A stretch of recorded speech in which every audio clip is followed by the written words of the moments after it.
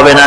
ওয়ালাউ আন্না আহলাল কুরা আমানু ওয়াত্তাকাউ লাফাতাহনা আলাইহিম বারাকাতিন মিনাস সামাই ওয়াল আরদ। দেশের লোকেরা, জনপদের লোকেরা যদি দুইটা কাজ করে, এক নম্বরে হলো আমার উপরে ঈমান আনবে, দুই নম্বরে হলো আমাকে ভয় করার নীতি অবলম্বন করে যদি চলে, তাহলে ওই দেশের মানুষের জন্য আকাশ আর জমিনের সব বরকতের দরজা আমি আল্লাহ খুলে দেব। আল্লাহর ওয়াদা। আল্লাহ পাকের নিকট মানুষের সবচাইতে বড় দাবি কি? আল্লাহর কাছে মানুষের সবচাইতে বড় দাবি কি করতে পারেন? পারেন না।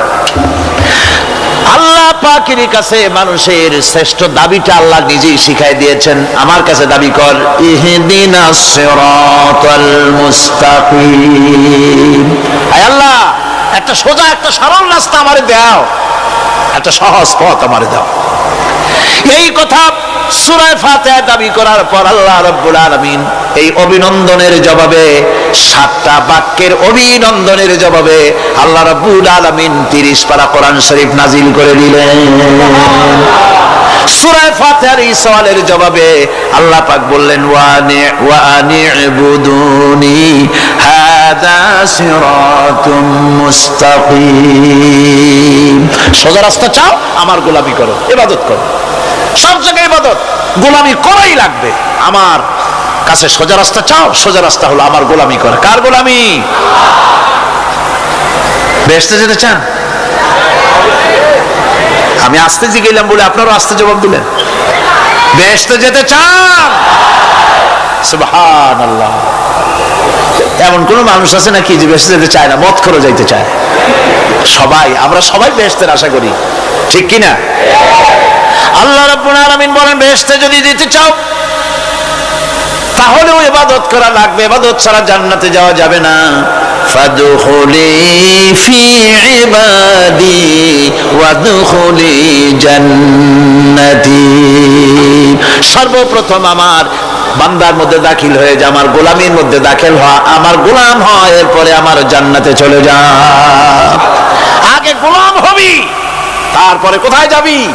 জান্নাতে যাবে। আগে গোলাম হ, আগে গোলামির খাতায় নাম লেখা, আগে সত্যিকারের আমার বান্দা হ, গোলাম, এরপরে জান্নাতে যাওয়া যাবে। জান্নাতে যাইয়া আল্লাহর সাথে কি দেখা করতে চাই? আল্লাহর সাথে দেখা করতে চাই। আল্লাহ রাব্বুল আলামিন বলেন, ফামা কানা ইয়ারজু লিকা রাব্বিহ ফালইআমাল আমালান সালিহান ওয়া লা ইউশরিক বিইবাদাতি রাব্বিহ আহাদা। তোমাদের মধ্যে যদি কেউ আল্লাহর সঙ্গে, তার রবের সঙ্গে যদি কেউ দেখা করতে চায়, তাহলে সে যেন ভালো ভালো কাজ করে, নেক কাজ করে, আর তোমার রবের সাথে অর্থাৎ আল্লাহ রাব্বুল আলামিনের সাথে ইবাদতের মধ্যে যেন কাউকে শরীক না করে। শিরক যদি না করো, খাঁটি গোলাম, খাঁটি বান্দায় যদি পরিণত হতে পারো, কিয়ামতের দিন আল্লাহ রাব্বুল আলামিনের সঙ্গে দিদার নসিব হয়ে যাবে। এই গোলামি করব কতদিন? কতদিন গোলামি করব?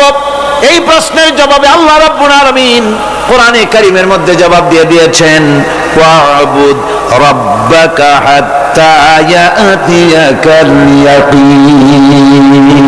মৃত্যু পর্যন্ত, যতক্ষণ না নাক দিয়ে শেষ প্রশ্বাসটি, নিঃশ্বাসটি বেরিয়ে যাচ্ছে, ততক্ষণ পর্যন্ত আনুগত্য, গোলামি সবটা হবে কার? জোরে চিল্লায় এখন কার? এই গোলামি জীবনের সব ক্ষেত্রে করতে পারলে আমরা মুসলমান, আর করতে না পারলে মুসলমান নামে মুনাফিক। না পারলে কি? মুনাফিক। আল্লাহ রাব্বুল আলামিন বলেন, এই নিদ্রাকে, এই ঘুমকে আমি তোমাদের জন্য শান্তির বাহন বানিয়ে দিয়েছি। আলাম ইয়ারাউ আন্না জাআলনাল লাইলা লিয়াসকুনু ফীহি ওয়ান নাহারা মুবসিরান ইন্না ফী যালিকা লাআয়াতিন লিকাওমি ইউমিনুন। তারা কি আল্লাহ পাকের এই কুদরতের কথা চিন্তা করে না? যে আমি রাতের আধার দিয়ে ধরনীর বুক ছেড়ে দিনের উজ্জ্বলতা, কোলাহল, গাড়ির আওয়াজ, ভ্যাঁ ভঁ আওয়াজ হচ্ছে, কলকারখানার আওয়াজ হচ্ছে, সূর্যের বিরাট তাপ, ঘুম আসে না। সারাদিন কাজ করার পর শরীরের আরাম দেওয়ার জন্য রাতের একটি কালো চাদর পৃথিবীর উপরে আমি বিছায় দেই।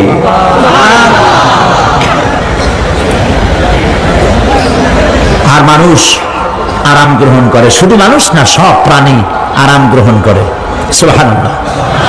এবং এরপরে দিনের আলো দিয়ে উদ্ভাসিত করি, যেন বিশ্রামের পর নতুন করে আবার কাজের সমস্ত উদ্দীপনা নিয়ে নতুন করে কাজে ঝাঁপিয়ে পড়তে পারে। কয়েক ঘন্টা অথবা সারাদিন হাড় ভাঙা খাটুনি খেটেছে, রিক্সা চালাইছে, গাড়ি চালাইছে, আড়াই মনের বস্তা মাথায় করে টেনেছে, চিন্তা ভাবনা করেছে। এরপরে যখন এই লোকটি কয়েক ঘন্টা মাত্র নিদ্রা গেল, আরাম পেল, মস্তিষ্ক হালকা হয়ে গেল, হার্টবিট কমে গেল, হাতের পায়ের কর্মোদ্দীপনা বেড়ে গেল, নতুন করে আবার কাজ করার জন্য সুযোগ এসে গেল।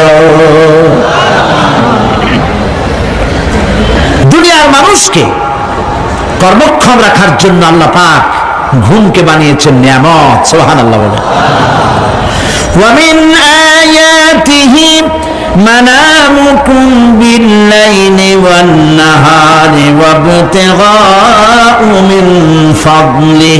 আল্লাহ পাক বলেন, তোমাদের রাত আর দিনের বেলায় নিদ্রা যাওয়া, এবং এটাই হচ্ছে তার অনুগ্রহ। রাত আর দিনের নিদ্রা যাওয়ার পরে আমার অনুগ্রহ অর্থাৎ রিজিক তালাশ করার জন্য শরীরের ভিতরে, মনের ভিতরে, হাত পায়ের মধ্যে কর্মের উদ্দীপনা আমি তোমাদের দিয়ে দেই।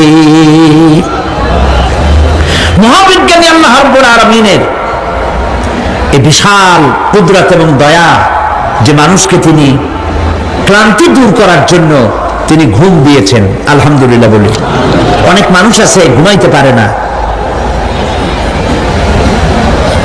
ঘুমাবার জন্য ফেনার গান খায়, ঘুমাবার জন্য ভেলিয়াম খায়, সিরাক্সিন খায়, রিল্যাক্সিন খায়, কত অক্সিজেন, অক্সিজেন, কত কিছু খায়, তারপরেও ঘুম আসে না। এই ঘুম যার আসে না, বিরাট নিয়ামত থেকে বঞ্চিত।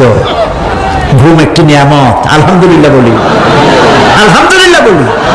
বিশাল নিয়ামত ঘুম। আল্লাহ যে সমস্ত নিয়ামত আমাদের জন্ম থেকে শুরু করে এ পর্যন্ত বডির মধ্যে দিছেন, মৃত্যুর আগে আল্লাহ যেন একটিও কেড়ে না নেন, বলি আমিন। আল্লাহ রাব্বুল আলামিনের পরে বলেন, وَجَعَلْنَا اللَّيْلَ لِبَاسًا وَجَعَلْنَا النَّهَارَ مَعَاشًا। আর রাতকে করেছি আচ্ছাদন, আবরণ, দিনকে রুজি কামাবার জন্য ব্যবস্থা করে দিয়েছি। দিনের বেলা রুজি কামাবেন, দিনের বেলায় ঘুমায় থাকবেন না। বহুত মানুষ আছে সকালবেলায় ঘুম দিল, 12টা 1টা বাজে গেল। উর্দুতে ছোটবেলায় পড়েছিলাম, জিসনে সোয়া উসনে খোয়া, যে ঘুমাইলো সব সর্বনাশ করলো। অসময় ঘুমানো, অসময় ঘুমানো সর্বনাশ হয়ে যাবে সব। এই জন্য আল্লাহ পাক বলেছেন, দিনটারে বানাইছি রুজি কামাবার জন্য। রুজি কামাও, রুজি কামানো এটা একটা ইবাদত। রুজি কামানো কি?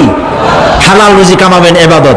আপনি যে আপনার স্ত্রীকে একটা ব্লাউজ কিনে দেন, কাপড় চোপড়, প্রয়োজনীয় কসমেটিক্স কিনে দেন, আপনি যে বাজার ঘাট করেন, সব হালাল পয়সা যদি হয়, সাদকা দেওয়ার মতো সমান সওয়াব হবে। রুজি কামাইতে হবে, এটা আল্লাহ পাকের হুকুম, রুজি কামাও। ফাইদা কুদিয়াতিস সালাত ফান্তাশিরু ফিল আরদ ওয়াবতাগু মিন ফাদলিল্লাহ। সুবহানাল্লাহ বলেন। নামাজ যখন শেষ হয়ে গেল, ফাইদা কুদিয়াতিস সালাত, নামাজ যখন শেষ হয়ে গেল, ফান্তাশিরু ফিল আরদ, তখন জমিনে ছড়িয়ে পড়ো আর আমার অনুগ্রহ, রিস্ক অনুসন্ধান করো। সুবহানাল্লাহ। আল্লাহ রাব্বুল আলামিন তার হাবিব সম্পর্কে বলেন, তাবারাকাল্লাযী নাযালাল ফুরকানা আলা আবদিহি লিয়াকুনা লিল আলামিন নাযীরা। অতীব বরকতশালী সে আল্লাহ রাব্বুল আলামিন, যিনি তার বান্দার উপরে ফুরকান অবতীর্ণ করেছেন যাতে করে তিনি তার কওমের কাছে দাওয়াত পৌঁছান। এ কথা বলা হয় নাই লিয়াকুনা লিল আলামিনা নাযীরা, বিশ্ববাসীর কাছে যেন তিনি দাওয়াত পৌঁছাতে পারেন, আল্লাহর সম্পর্কে, জাহান্নাম সম্পর্কে ভীতি প্রদর্শন করাতে পারেন, জান্নাতের সুসংবাদ দিতে পারেন, হেদায়েতের দাওয়াত পৌঁছে দিতে পারেন। এই জন্য আমি রাসূলকে পাঠিয়েছি তাম বিশ্বের সমস্ত মানুষের জন্য। সুবহানাল্লাহি ওয়া বিহামদিহি, তিনি সকলের জন্য। তার সম্মান আর মর্যাদা আল্লাহ রাব্বুল আলামিন এমন ভাবে পেশ করলেন, তার মর্যাদা এত বেশি, নবীর মর্যাদা এত বেশি, মুহাম্মদ সাল্লাল্লাহু আলাইহি ওয়াসাল্লাম যদি উম্মতের কোনো ব্যাপারে যদি বলেন হ্যাঁ, অমনি উম্মতের জন্য তা হালাল হয়ে যায়। সুবহানাল্লাহ পড়ে। কি আছে এমন যে তার মুখের কথা আইন, কোন পরামর্শের ধার ধারে না, মুখের কথাটা কি আইন। রাসূল যদি বলেন হ্যাঁ, উম্মতের জন্য কি হয়? হালাল। হালাল। রাসূল বলছেন না, উম্মতের জন্য কি হয়ে গেল? হারাম হয়ে গেল। সুবহানাল্লাহি ওয়া বিহামদিহি। এটা হচ্ছে আল্লাহ তার রাসূলকে লেজিসলেটিভ পাওয়ার, আইন তৈরি করার অধিকার আল্লাহ তার হাবিবকে দিয়েছেন। রাসূল ছিলেন শারে, শরীয়ত প্রণেতা। হালাল হারামের সীমারেখা কোরআনে যা আছে এটুকুনি শেষ নয়। হালাল হারামের সীমারেখা রাসূলের পাককে প্রদান করার জন্য, নির্ধারণ করার জন্য আল্লাহ পাক তাকে পারমিশন দিয়েছেন, পাওয়ার দিয়েছেন। ওয়ামা আতাকুমুর রাসূলু ফাখুযুহু ওয়ামা নাহাকুম আনহু ফান্তাহু। এই আয়াত দিয়ে প্রমাণিত হয় রাসূল তোমাদের জন্য যা দেন তা গ্রহণ করো, যা নিষেধ করেন তার থেকে বিরত থাকো, ফিরে থাকো। রাসূল পাক সাল্লাল্লাহু আলাইহি ওয়াসাল্লামের ইজ্জত সম্মান এভাবে আল্লাহ দান করলেন। হ্যাঁ বললে হালাল হয়ে যায়, না বললে হারাম হয়ে যায়। রাসূলের মর্যাদা এত বেশি, তিনি যদি পথ চলেন, পা উঁচু করলে আর শাযিম পর্যন্ত চলে যান। তিনি যদি আল্লাহর দরবারে মুনাজাত করেন, মুনাজাত করতে দেরি আছে, কবুল হতে দেরি নাই। হাত তোলা লাগে না, হাত তোলা লাগে না। আমরা যে হাত তুলে মুনাজাত করি, রাসূল সাল্লাল্লাহু আলাইহি ওয়াসাল্লাম হাত তুলেছেন, আবার অনেক সময় হাত তোলেন না। কোন সময় হাত, হাদিস শরীফে এসেছে এভাবে হাত উঁচু করেছেন আকাশের দিকে, হাদিস শরীফে এসেছে বগলের সাদা চামড়া দেখা গিয়েছে, এভাবে আল্লাহর কাছে দুহাত তুলে, দুহাত প্রসারিত করে আল্লাহর কাছে কামনা করেছেন। এমন সত্তা, মনে ইরাদা করতে দেরি, কবুল হতে দেরি নেই। হাদিস শরীফে এসেছে হযরত আবু হুরায়রা রাদিয়াল্লাহু তাআলা আনহু একবার রাসূল করিম সাল্লাল্লাহু আলাইহি ওয়াসাল্লামের দরবারে কাঁদতেছিলেন। হুজুর জিজ্ঞেস করলেন, আবু হুরায়রা তুমি কাঁদো কেন?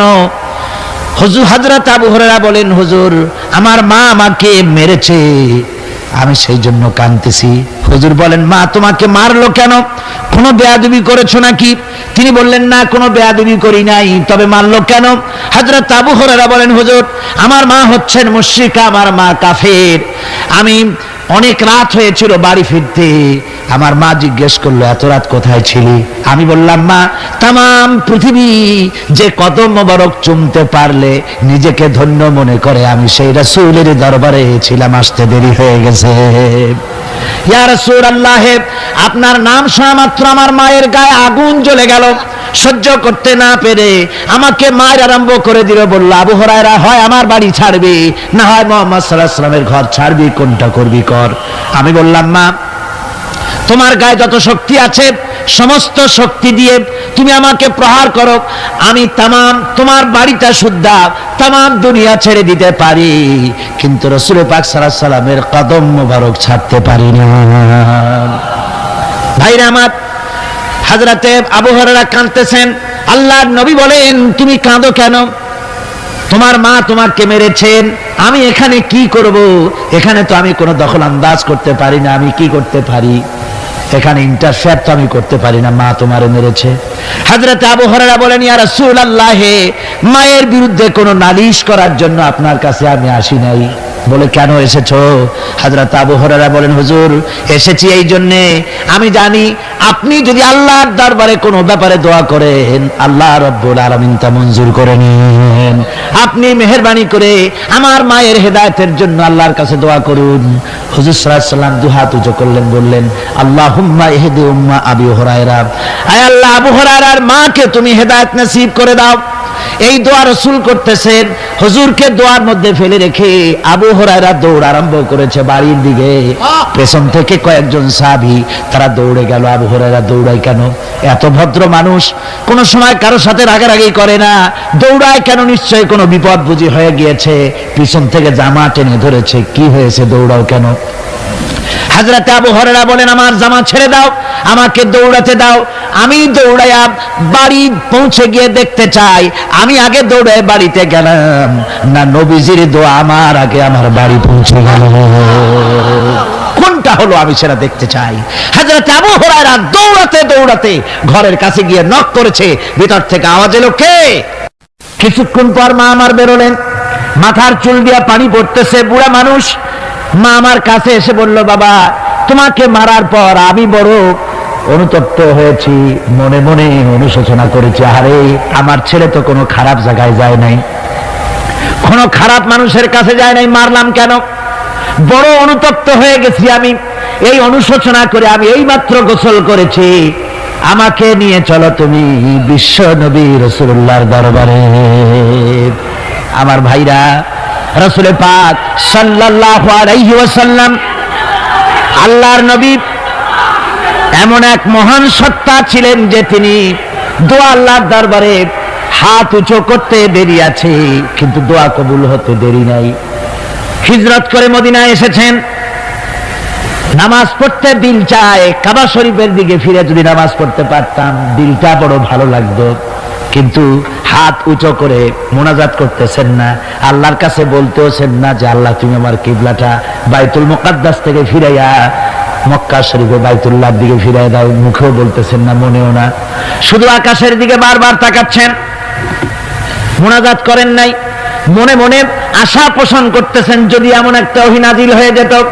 আল্লাহ রাব্বুল আলামিন সঙ্গে সঙ্গে রাসূল জোহরের নামাজ পড়তেছিলেন, 2 রাকাত পড়া হয়ে গেছে, এমন সময় ওহী নাযিল হয়ে গেল, ক্বাদ নারা তাকাল্লুবা ওয়াজহিকা ফিস সামা। ও নবী, আমি দেখতে পেয়েছি বারবার আপনি আকাশের দিকে তাকাচ্ছেন। সুবহানাল্লাহ, আমি দেখতে পেয়েছি। ফালানুয়ান্নিয়ান্নাকা কিবলাতান ফাওয়াল্লি ওয়াজহাকা শাতরাল মাসজিদিল হারাম। আর দেরি নাই, আপনার মনের আশা পুরো হয়ে গেছে, এক্ষুনি আপনার কিবলা পরিবর্তন করুন। হুজুর 2 রাকাত পড়েছিলেন বাইতুল মাকদাসের দিকে ফিরে, বাকি 2 রাকাত তিনি মক্কা শরীফের কাবা শরীফের দিকে ফিরলেন। আজও পর্যন্ত সেই মসজিদ আছে, সাক্ষ্য দিচ্ছে নবীর কথা কিভাবে মঞ্জুর হয়। মসজিদে কিবলাতাইন মদিনা মুনাওয়ারায় সেই মসজিদ আজও আছে।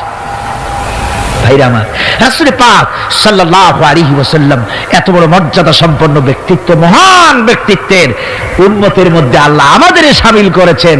শুকরিয়া স্বরূপ আমরা পড়ি আলহামদুলিল্লাহ। জোরে সোরে পড়েন আলহামদুলিল্লাহ। আমার ভাইরা, মর্যাদা এত বেশি আল্লাহ রাসূলকে আল্লাহ রাব্বুল আলামিন দান করেছেন। এই পৃথিবীতে কোন মানুষের সঙ্গে যদি আপনি বেয়াদবি করেন, তিনি আপনার বাপ হোক, তিনি আপনার মা হন, অথবা আপনার উস্তাদ হন, অথবা আপনার পীর হন, যে কেউ হোক না কেন, কারো সঙ্গে যদি কোনো বেয়াদবি হয়ে যায় তো শুধু একটা বেয়াদবি ছাড়া আর কিছুই না। কিন্তু নবীজির সঙ্গে যদি কেউ বেয়াদবি করে সেটা শুধু বেয়াদবি থাকে না, কুফরি হয়ে যায়। কি হয়ে যায়? কুফরি হয়ে যায়। রাসূলুল্লাহকে কেউ তাওহীন করলে, অসম্মান করলে, সমালোচনা করলে কাফের হয়ে যায়। যারা বলেন কি হয়ে যায়? কত বড় মর্যাদা! রাসূল পাক সাল্লাল্লাহু আলাইহি ওয়াসাল্লাম, তার সামনে সাহাবায়ে কেরাম বসা, হুজুর কথা বলছেন, সাহাবায়ে কেরাম তারাও কথা বলছেন। কথা বলতে বলতে এক পর্যায়ে সাহাবীদের গলার আওয়াজ বড় হয়ে গেছে, হুজুরের গলার আওয়াজ শোনা যায় না, সাহাবীদের গলার আওয়াজটা বড় হয়ে গেল। আল্লাহ রাব্বুল আলামিন এতটুকু বরদাস্ত করলেন, আমার নবীর গলার আওয়াজের চাইতে তোমাদের আওয়াজ বড় হলো কেন? সঙ্গে সঙ্গে ওহী নাজিল হয়ে গেল। আল্লাহ রাব্বুল আলামিন বলেন, ইয়া আইয়ুহাল্লাযীনা আমানু লা তারফাউ আসওয়াতাকুম ফাওকা সাউতিন নবী। ও বিশ্বাসীরা, খবরদার, তোমরা যারা ঈমান এনেছো শোনো, তোমাদের গলার আওয়াজ যেন আমার নবীর গলার আওয়াজের চাইতে বড় না হয়ে যায়। যদি তা হয়, আনতাহবাতা আমালুকুম, জীবনের সমস্ত ভালো কাজগুলি আমি আল্লাহ বরবাদ করে দেব। আজ পর্যন্ত এই আয়াতে কারিমা রাসূল পাক সাল্লাল্লাহু আলাইহি ওয়াসাল্লামের রওজায়ে আতহারের সামনে সবুজ সাইনবোর্ডের উপরে সোনার অক্ষর দিয়ে এই আয়াতে কারিমা লেখা রয়েছে, সুবহানাল্লাহ।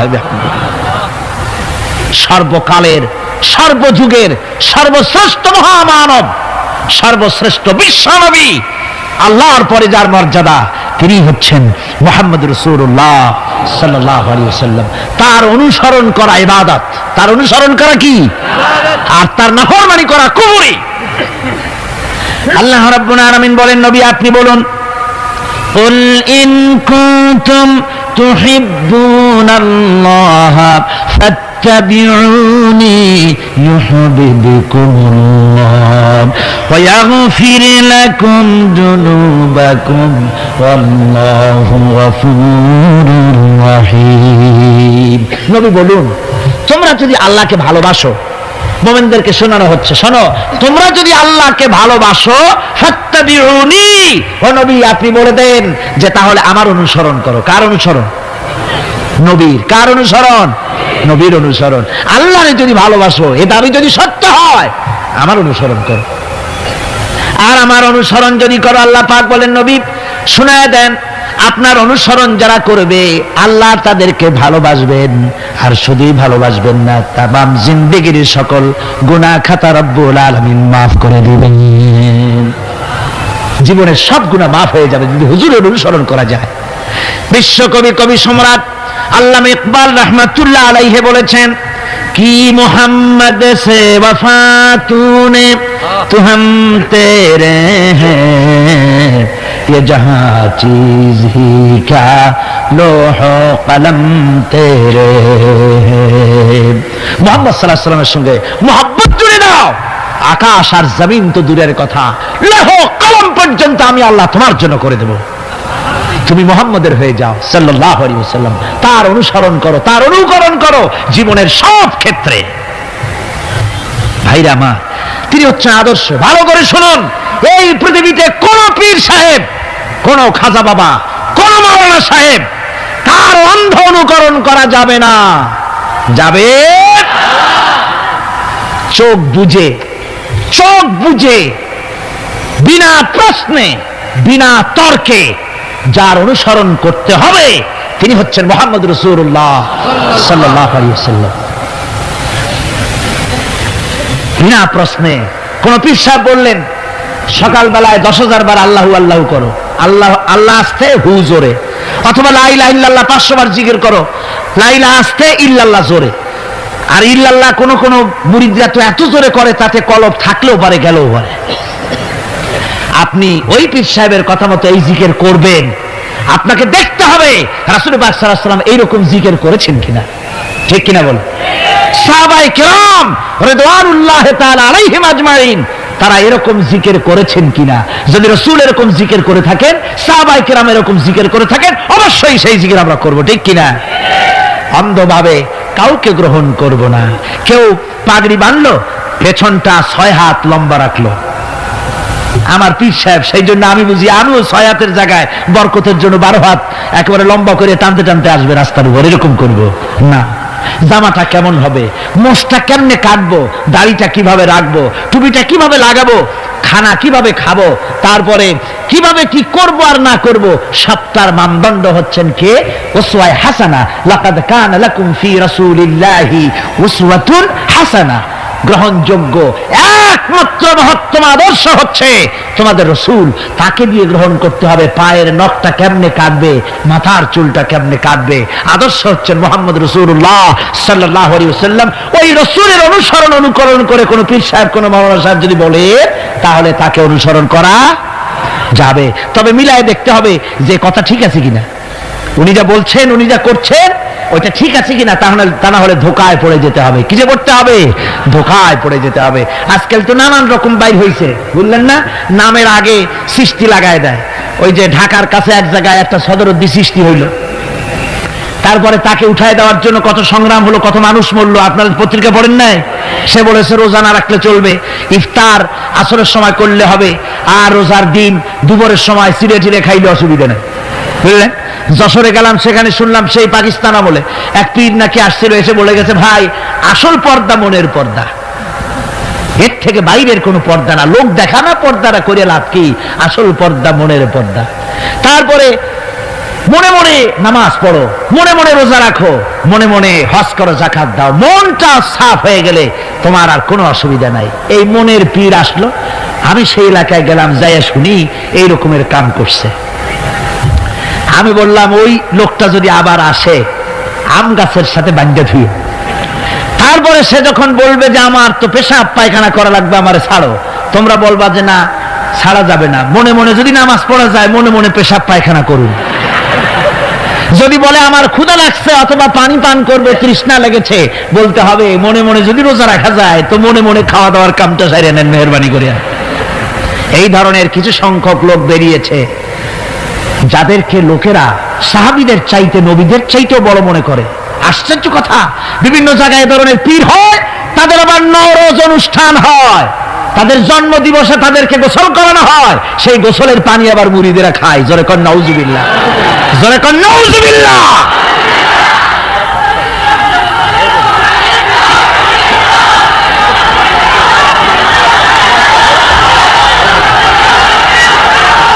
আমার ভাইয়েরা, পীর সাহেবের গোসল করা পানির ভিতরে মুসলমানদের জন্য কোনো বরকত নাই। আছে কোনো বরকত? প্রশ্নে ওঠে না। তার শরীরের কত জায়গা ধুয়ে পানি পড়তেছে, আর সেইটা মুরিদরা খায়। লজ্জা নাই, শরম নাই, ঘৃণা পর্যন্ত নাই। খুলনার এক এলাকা আছে এক পীর সাহেব, তার মুরিদরা তার পায়ের বুড়ো আঙ্গুল চষে, চুষতে চুষতে প্রায় ঘা বানায় ফেলেছে। তা আমি মুরিদদের জিজ্ঞেস করলাম যে তোমরা এরকম পাঁচ আঙ্গুল চষো কেন? কয় যে হুজুরের মারেফত পায়ের আঙ্গুল দিয়ে পেটের মধ্যে ঢুকবে সেই জন্য।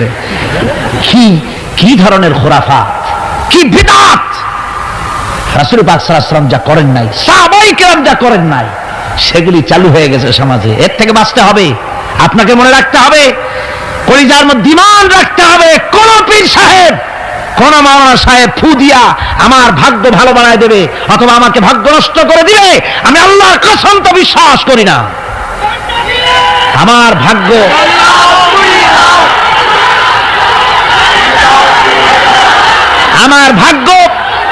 আমার তাকদীর ভালো বা খারাপ এ সবটা হতে পারে আল্লাহর পক্ষ থেকে। কার পক্ষ থেকে?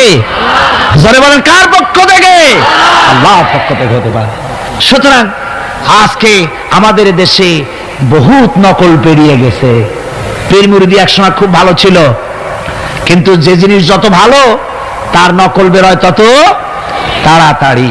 তবে আলহামদুলিল্লাহ, এখনো আলহামদুলিল্লাহ কিছু হাক্কানি পীর এখনো আছে যারা সমাজের কাজ করেন, যারা ওইভাবে কদম বুঝি নেওয়ার জন্য পা আগ বাড়ায় দেয় না। কথা বুঝতে পেরেছেন?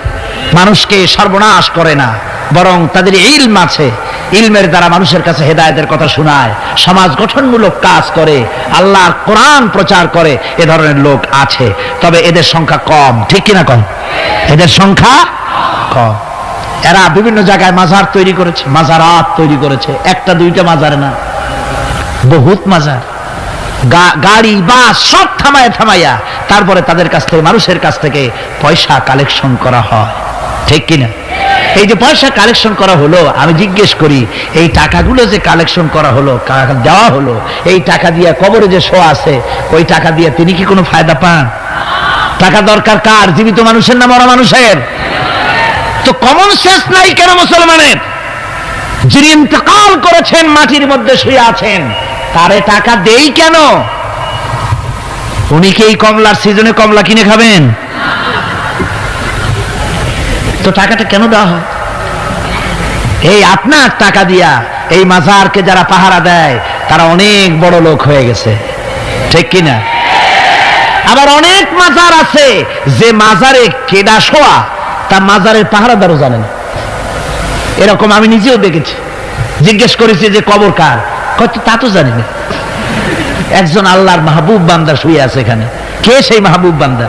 নাম টাম জানি না, স্বপ্নের মধ্যে দেখলাম আল্লাহর এক অলির কবর এখানে, সেই জন্য গম্বুজ বানাই দিছি।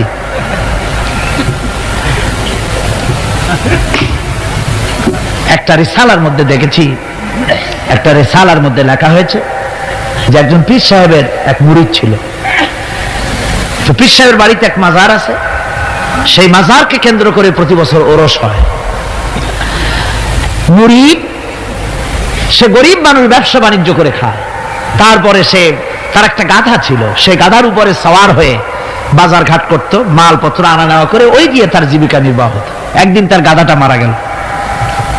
সেই রিসালার মধ্যে লেখা হয়েছে যে লোকটা তখন গাধা মরেছে, এর আর কিচ্ছু নাই, জমি জমাও নাই, খাবে কি করে? খুব দুঃখ পেল মনে। আর এই গাধা যদি মরে কুলে পড়ে থাকে তাহলে দুর্গন্ধ হবে। সেই জন্য রাস্তার পাশে ঝুপড়ি, তার একটা বাড়ি, ওই বাড়ির পাশেই রাস্তার পাশেই একটা কবর খুঁড়িয়া তার মধ্যে গাধারে শোয়াই দিয়া দাফন টাফন করিয়া কবরের পাশে বসে আর দুশ্চিন্তা করতেছে যে আমি এরপরে বাঁচবো কি করে, খাবো কি, ঘুমায়, মানে চোখ বুঝে বুঝে কাঁদতেছে। এমন সময় ওইটা ছিল বাজারে যাওয়ার রাস্তা, লোকজন বাজারের দিকে যাচ্ছে। যাওয়ার সময় চিন্তা করলো যে এখানে তো কোনোদিন মাজার দেখিনি, এখানে একটা লোক কাঁদতেছে মাজারের কাছে বসে, না জানি কোনো অলি আল্লাহর কবর হবে বোধহয়। এরপরে লোকেরা বাজার থেকে ফেরার সময় দেখে যে হ্যাঁ, ওই সেই লোকটা এখনো কাঁদতেছে। তখন যার কাছে যা ছিল, কেউ 2টা পান ফিরে গেল, কেউ একটা বেগুন, কেউ 2টা চিংড়ি মাছ, কেউ 2টা টাকা, কেউ একটু মরিচ, এইভাবে তরি তরকারি চাউল যার কাছে যা ছিল কিছু কিছু দিয়ে গেছে। কিছুক্ষণ পর সন্ধ্যার দিকে লোকটা মনে করলো আর কতক্ষণ কান্দি, এখন বাড়ি যাই। চোখ খুলে দেখে চতুর্দিকে খাদ্য খাবার, তরি তরকারি, পয়সা করি। কই যে মাশাআল্লাহ, শুনছিলাম হাতি বাঁচতেও লাখ টাকা, মরলেও লাখ টাকা। সে কথা যে গাধার ব্যাপারে খাটে তা তো জানি না। এই গাধা মরিও তো আমার বাঁচায় গেছে। এখন ওই কবরের উপরে, গাধার কবরের উপরে চাদর টাদর চড়ায় চড়ায় দিয়া ওইখানে জুজ্জাট করে বসছে। বছর খানিক চলে গেল, লোকেরা পয়সা করি দেওয়া শুরু করলো।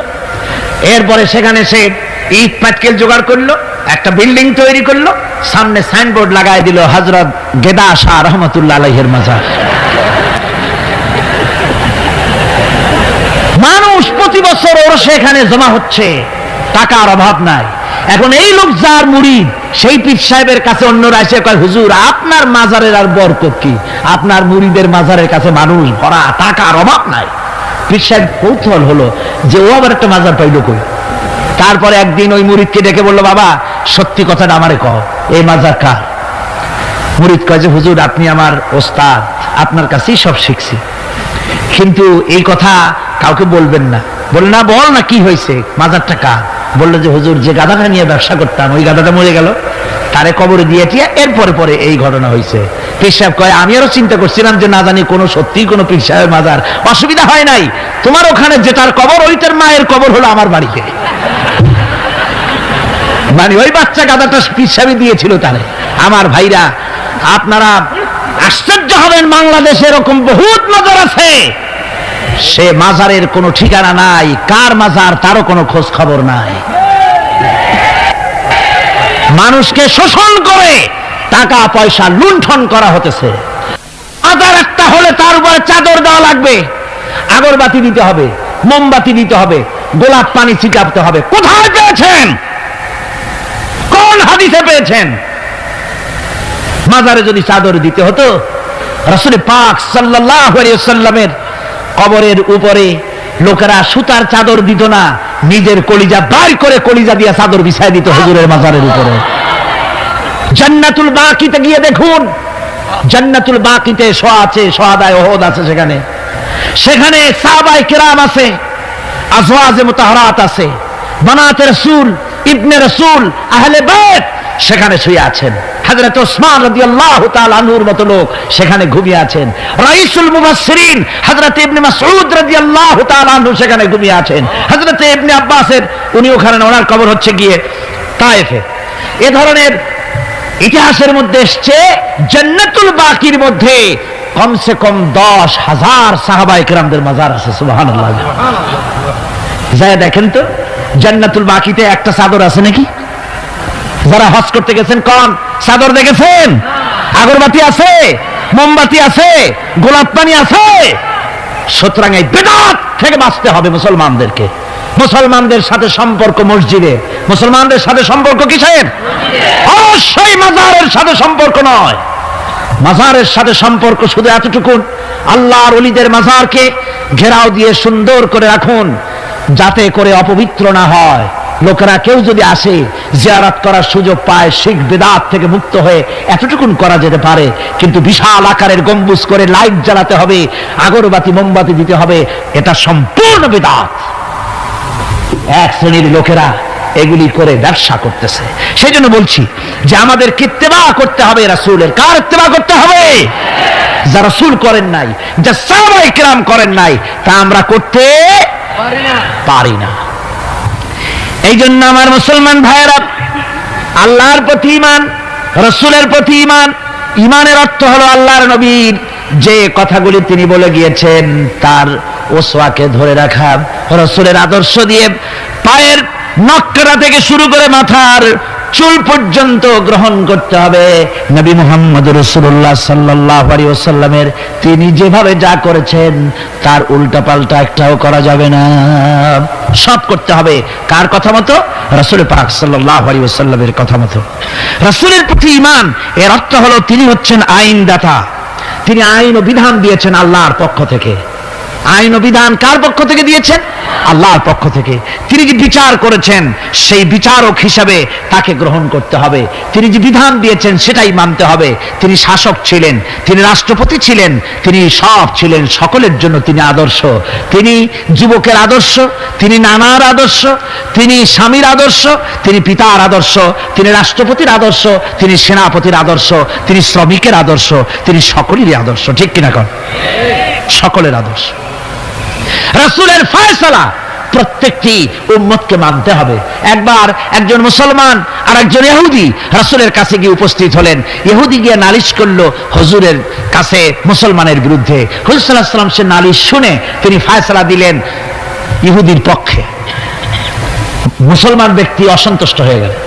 তিনি চলে গেলেন হযরত ওমরের কাছে, গিয়ে বললেন, ভাই ওমর, একটা জিনিসের বিচারের সানি করার জন্য আপনার কাছে এসেছি। কি সানি?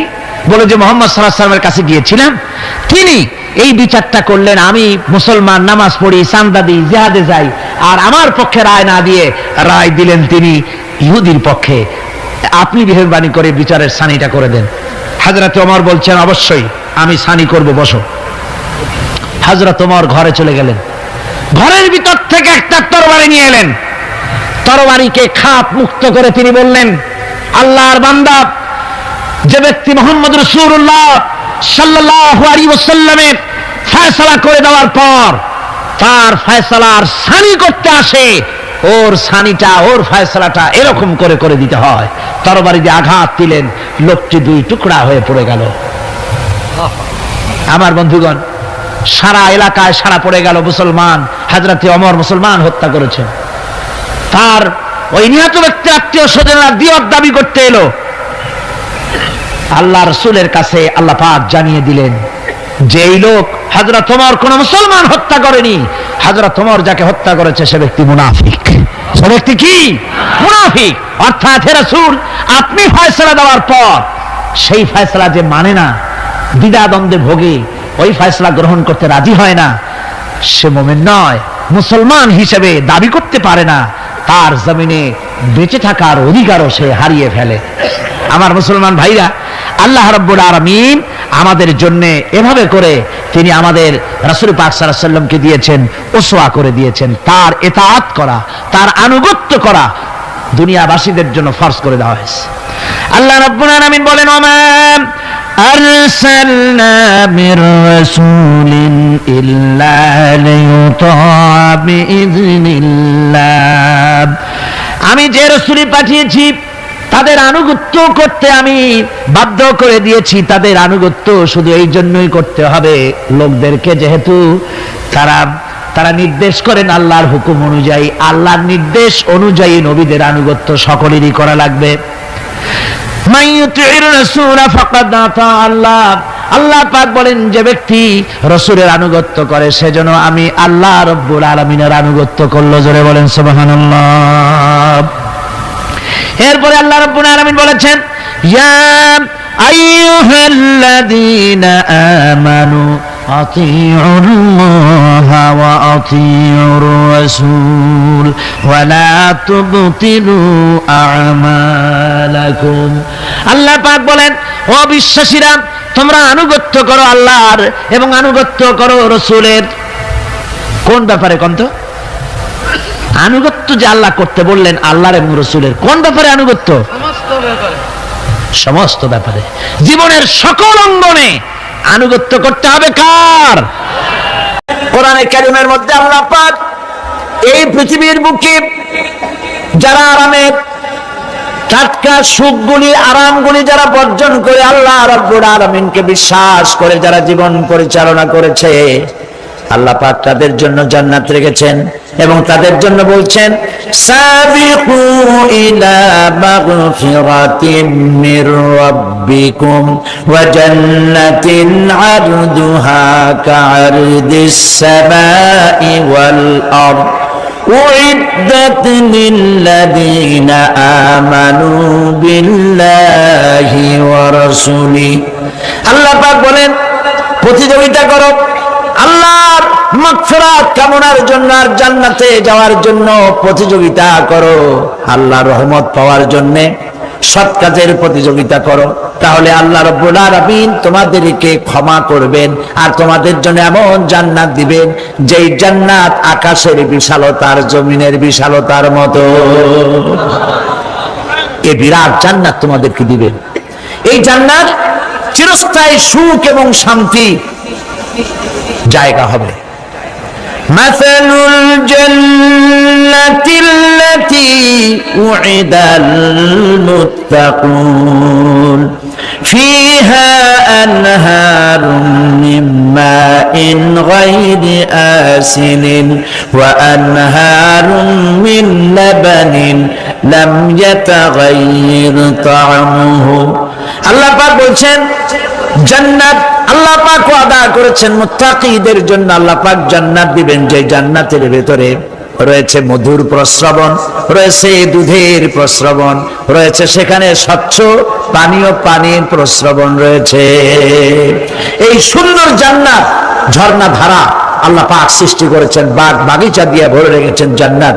সেই জান্নাতে জান্নাত হবে এয়ার কন্ডিশন, রৌদ্রের তাপ হবে না সেখানে, রৌদ্রের খরতাপ হবে না সেখানে, ঠান্ডার প্রচন্ডতা থাকবে না।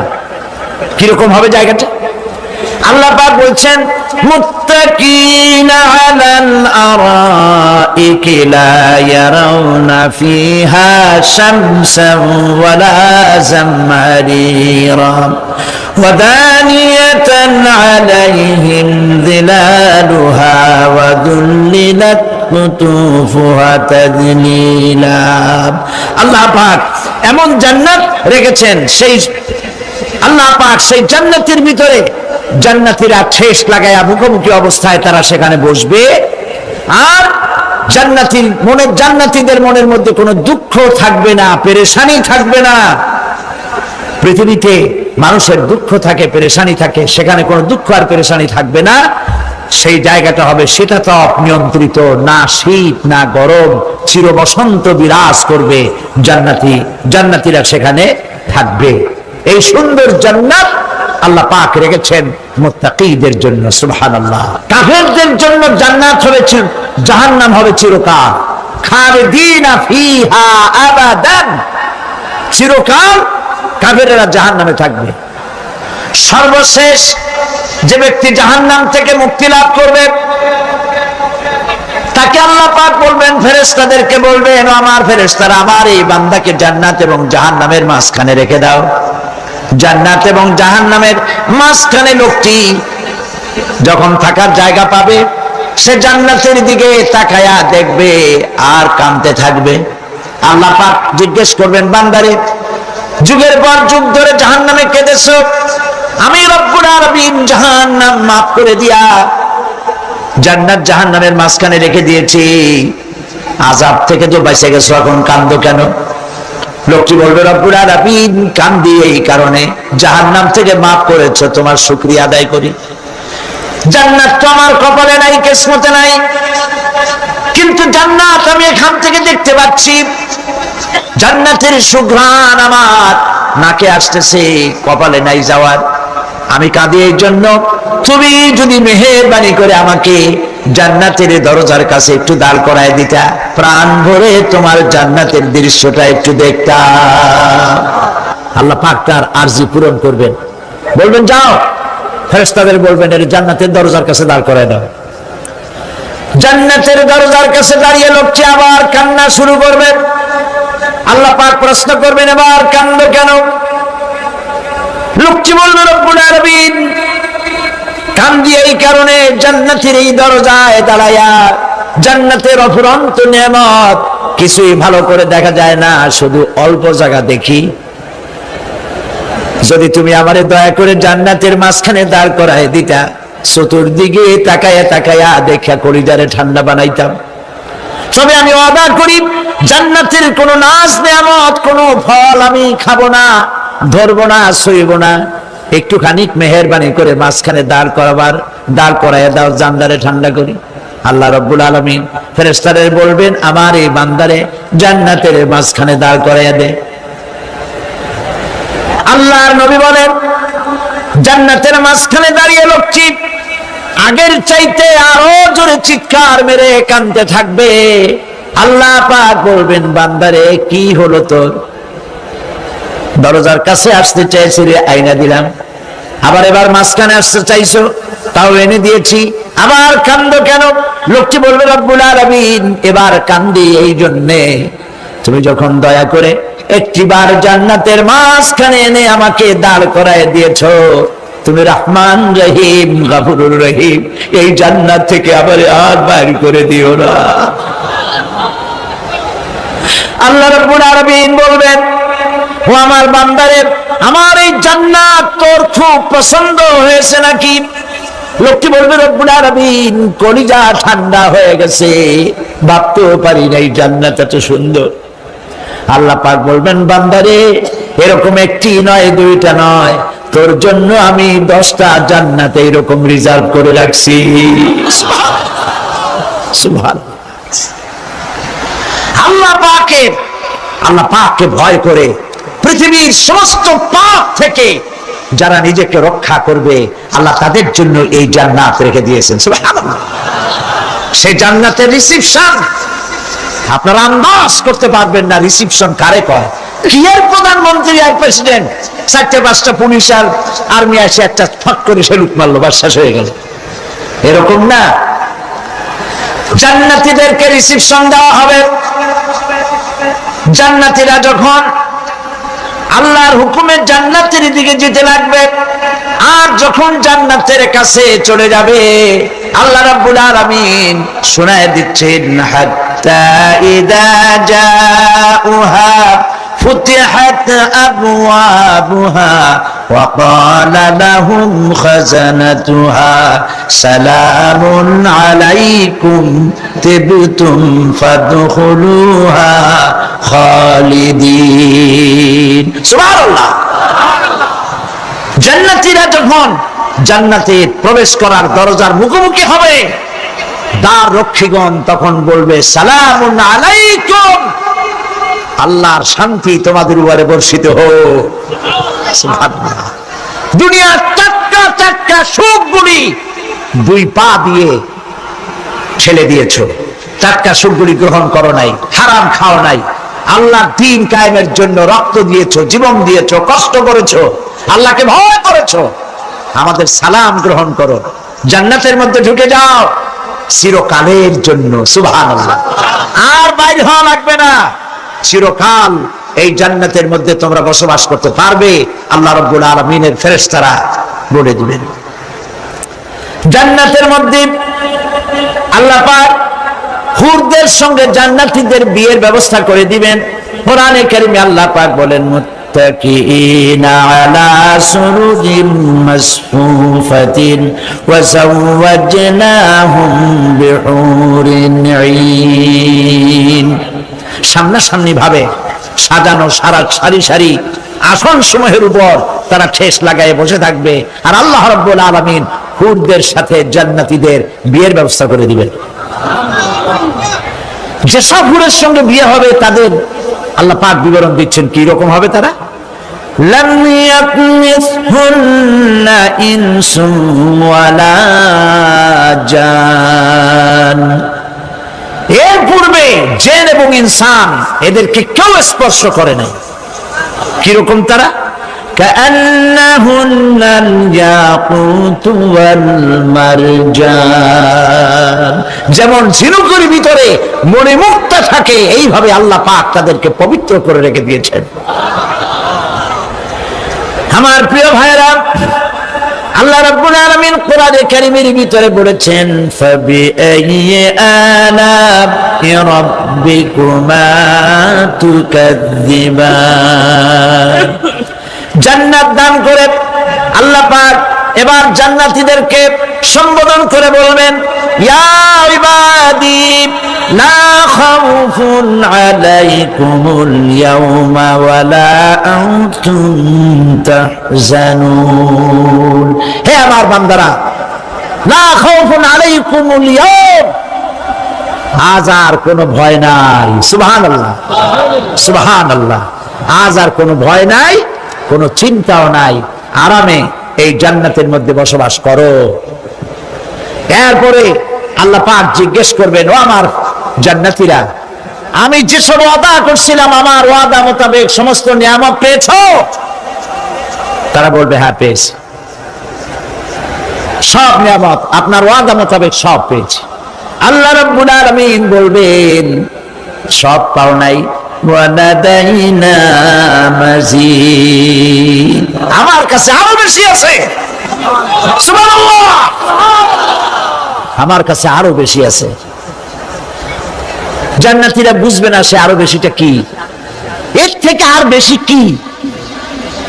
প্রিয় ভাই সব, নবী করিম সাল্লাল্লাহু আলাইহি সাল্লাম বলেছেন জান্নাতের সুখ আর শান্তি কোন চোখ নাই যা দেখেছে, যা কোন অন্তঃকরণ নাই যা কল্পনা করতে পেরেছে। এই জান্নাত মুত্তাকিদের জন্য আল্লাহ রাখছেন। সুবহানাল্লাহ। জান্নাতীরা ভাবতেও পারবে না সেই নিয়ামতগুলি কি। প্রিয় ভাই সব, সেই মুহূর্তে আল্লাহর নবী মুহাম্মদুর রাসূলুল্লাহ সাল্লাল্লাহু আলাইহি ওয়াসাল্লাম বলবেন, রব্বুল আলামিন, আমার উম্মতেরা জান্নাতীরা বুঝতে পারে নাই আপনার কাছে কি নিয়ামত আরো বেশি আছে। আমার এই উম্মতেরা জান্নাতীরা আপনার ওয়াদা মোতাবেক সব পেয়েছে, কিন্তু একটি জিনিস এখনো তাদের কিসমতে হয় নাই। সেই জিনিসটা হলো, যারা তার রবকে না দেখে শুধু কোরআন আর হাদিসের কথা শুনে আরবের ঘুম হারাম করে তাহাজ্জুদের নামাজ আদায় করেছিল, চোখের পানি ফেলেছিল, যারা জান্নাত দেখে নাই, জাহান্নাম দেখে নাই, আপনাকে ভয় করে যারা জীবন পরিচালনা করেছিল, যারা আপনাকে দেখে নাই, না দেখে শুধু কোরআন হাদিস বিশ্বাস করে যারা অকাতরে নিজেদের জীবন বিলায় দিয়েছিল, এই জান্নাতীরা এখন পর্যন্ত তার রবকে দেখতে পারে নাই। আল্লাহ রাব্বুল আলামিন তার সামনে থেকে ৭০,০০০ পর্দা সরে যাবে। আল্লাহ পাক বান্দাদের আরজি পুরা করার জন্য জান্নাতীদের সামনে তিনি জালোয়া ফরজ হবে। কোরআন শরীফের ভিতরে আল্লাহ পাক বলেন, জান্নাতীরা তারা আল্লাহর দিকে, জান্নাতীরা তার রবের দিকে তাকিয়ে থাকবে, আর রব তার বান্দাদের দিকে তাকায়া থাকবে। প্রাণ ভরে জান্নাতীরা রবকে দেখবে। সুবহানাল্লাহ, আল্লাহ পাককে দেখবে। প্রাণ খুলে আজ দোয়া করি, রব্বুল আলামিন জান্নাতের যেই পরিবেশে, যেই জায়গায় তুমি দয়া করে তোমার গোলামদেরকে তুমি নিজেই দর্শন দিবে, দেখা দিবে।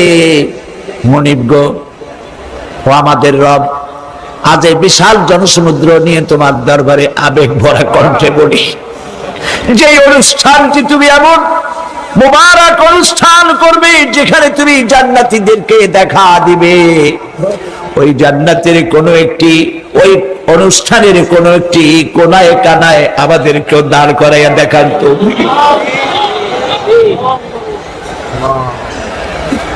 প্রিয় ভাই সব, আল্লাহ রাব্বুল আলামিন মানুষের সামনে এত সব নিয়ামত রেখেছেন, এই জান্নাত দান করবেন। এরপরে আল্লাহ রাব্বুল আলামিন কোরআনে কারীমের মধ্যে বলেছেন, রব্বিস সামাওয়াতি ওয়াল আরদি ওয়া মা বাইনাহুমার রাহমানি লা ইয়ামলিকুনা মিনহু খিতাবা। এসব পুরস্কার রয়েছে তোমাদের সেই রবের পক্ষ থেকে যিনি আকাশ আর জমিনের মালিক। সুবহানাল্লাহ বলবেন না? যার সামনে কথা বলার ক্ষমতা কারো হবে না। এটি একটি মারাত্মক কথা। কিয়ামতের দিন আল্লাহর দরবারে কেউ কথা বলতে পারবে না আল্লাহর নির্দেশ ছাড়া। একটি আকীদা পরিষ্কার করে নিয়ে যান আপনাদের। সে আকীদাটা এভাবে পরিষ্কার করুন, কোন পীর সাহেব, কোন খাজা বাবা, কোন মাওলানা, কোন মুহাদ্দিস, কোন বুজুর্গ আপনাকে সুপারিশ করতে পারবে না যদি না আল্লাহ পাক তাকে কথা বলার তৌফিক না দেন। মনে থাকবে এটা। আয়াতুল কুরসির ভিতরে আমরা পড়ি, মান যাল্লাযী ইয়াশফাউ ইনদাহু ইল্লা বিইযনিহি। আল্লাহ পাক বলেছেন কিয়ামতের দিন আল্লাহর দরবারে কার সাহস আছে কথা বলতে পারে? মান যাল্লাযী ইয়াশফাউ ইনদাহু ইল্লা বিইযনিহি। আল্লাহর ওয়াদা ছাড়া, হুকুম ছাড়া আল্লাহর সামনে কথা বলার সেদিন কেউ থাকবে না। সুবহানাল্লাহ। কেউ কথা বলতে পারবে না। সুপারিশ করতে হবে আল্লাহ যারে বলেন তুমি করো, অমুকের জন্য করো, সেই ব্যক্তি শুধু তার জন্যই করতে পারবে, আর কেউ কথা বলতে পারবে না। সেই কঠিন হাসরের ময়দান,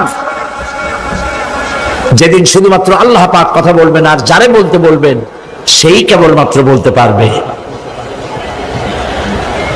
সুপারিশ এটি আল্লাহ পাক কিয়ামতে পারমিশন দিলে বলা যাবে। হযরত ইব্রাহিম আলাইহিস সালাম কিয়ামতের দিন তার নিজের পিতা সম্পর্কে সুপারিশ করবেন। রব্বুল আলামিন, আমার আব্বার জন্য সুপারিশ করতেছি, মেহেরবানি করে জাহান্নাম থেকে তারে আপনি রক্ষা করুন। আল্লাহ রব্বুল আলামিন বলবেন, ইব্রাহিম তোমার সুপারিশ মঞ্জুর হবে না। প্রিয় ভাই সব, একটু মাথা খাটান, চিন্তা করেন। জাতির পিতা কে? জাতির পিতা চিল্লায় বলুন, কলিজা সাফ করে ফেলুন। মুসলমানদের জাতির পিতা হাবিজ হাবি কেউ হতে পারে না।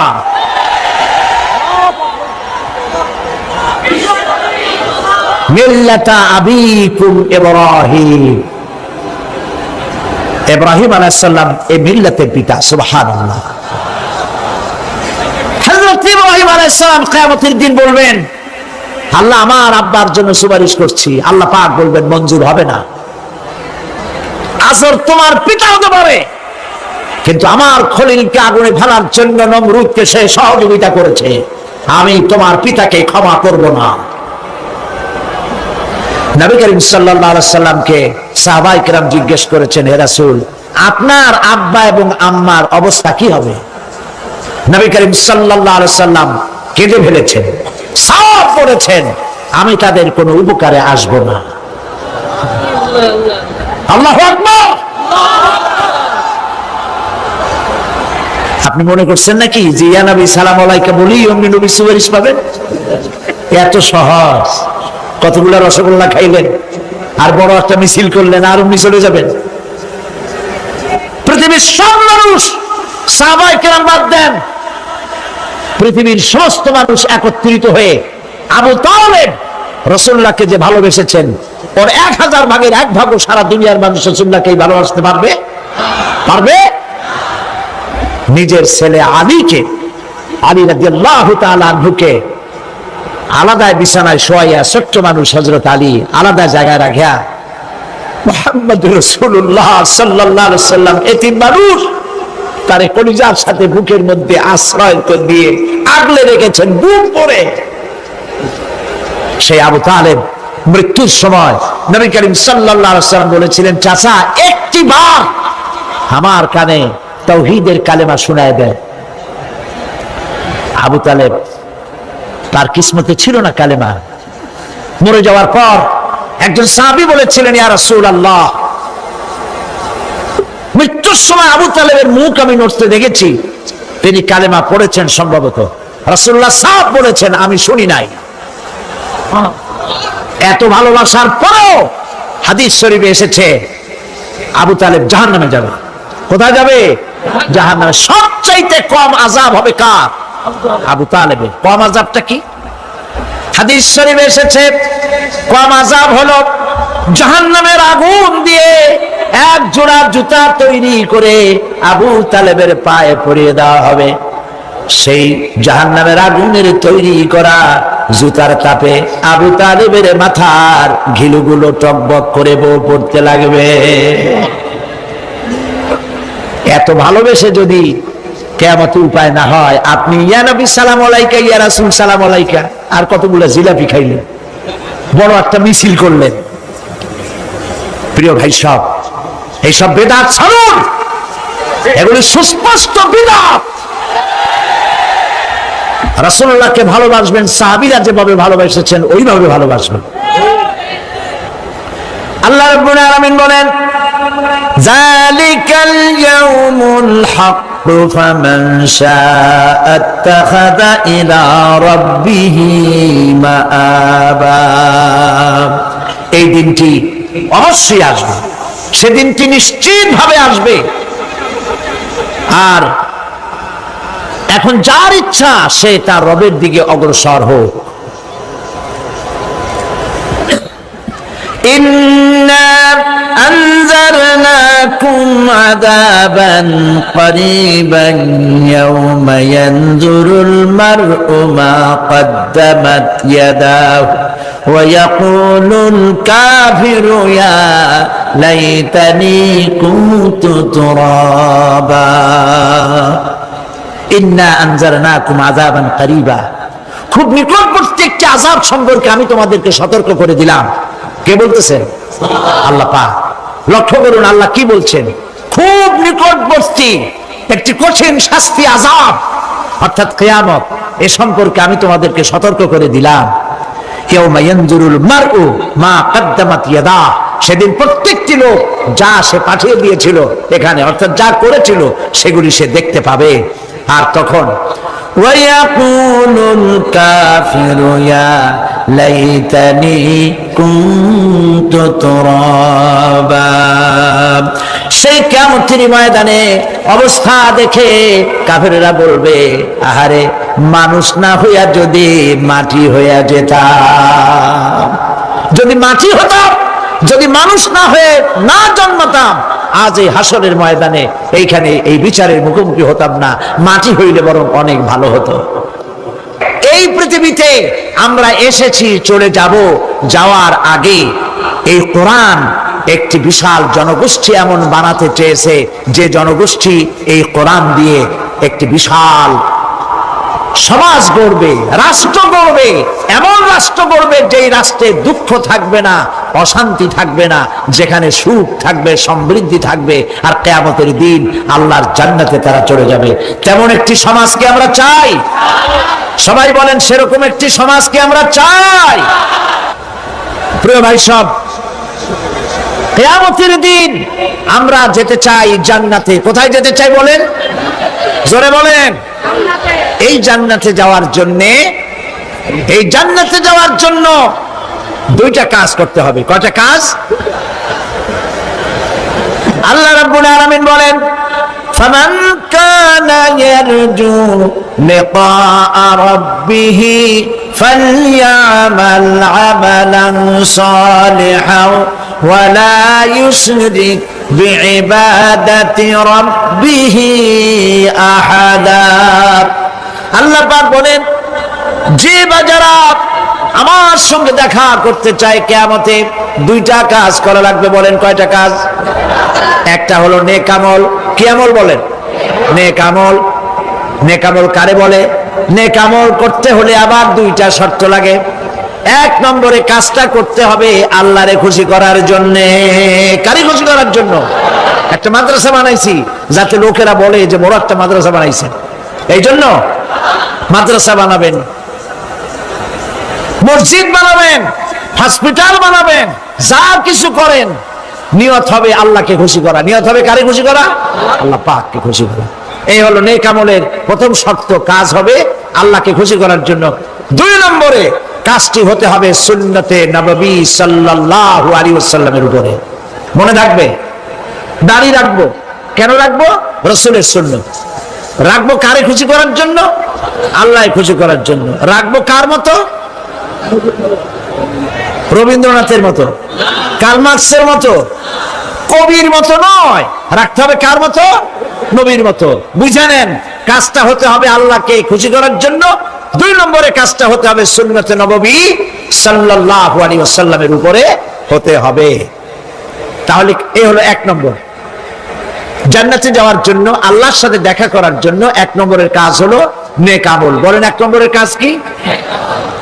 দুই নম্বরের কাজ ওয়ালা ইউশরিক বিইবাদাতি রাব্বিহি আহাদা।